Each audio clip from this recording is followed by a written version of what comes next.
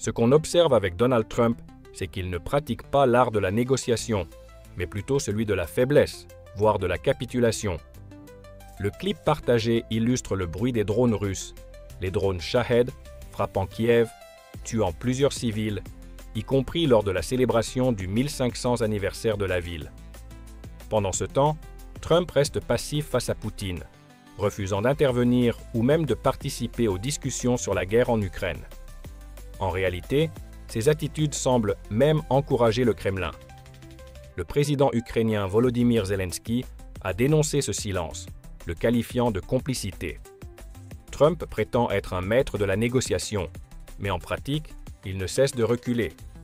Il a baissé les droits de douane contre la Chine sans contrepartie, suspendu ceux contre le Canada et le Mexique, et vient encore de reporter les droits de douane de 50% sur l'Union européenne suite à un simple appel de la présidente de la Commission européenne, Ursula von der Leyen.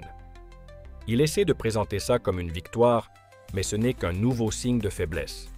Ron Filipkowski, rédacteur en chef de Comfort News, résume bien la situation. Trump cède sans rien obtenir. Il menace mais ne suit jamais d'action concrète, comme lorsqu'il a promis des sanctions à la Russie en cas de non-respect d'un cessez-le-feu, sans rien faire ensuite.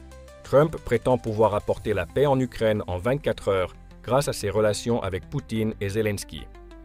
Mais face à l'agression russe, il se contente de dire qu'il est déçu et retourne jouer au golf. Récemment, il a même partagé une photo d'un cygne attaquant un golfeur, pensant que c'était amusant, alors que des civils meurent.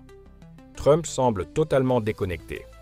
Il confond Nippon Steel, Japon, avec Nissan, croit que les avions furtifs sont invisibles à l'œil nu, attaque les étudiants internationaux à Harvard, exige des listes d'étudiants étrangers et accuse l'université d'antisémitisme.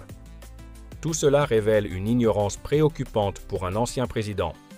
Sous Biden, en comparaison, les États-Unis ont connu une stabilité économique, une forte croissance, un faible chômage et un leadership international affirmé, avec 2 nouveaux pays dans l'OTAN. Trump, lui, a transformé le pays en sujet de moquerie sur la scène mondiale.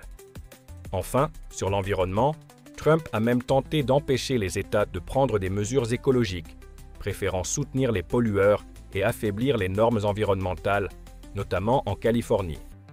En résumé, Trump, par ses décisions incohérentes et ses renoncements répétés, sape la crédibilité des États-Unis. Ce n'est pas un stratège, c'est un perdant qui agit dans l'intérêt de lui-même, pas du pays.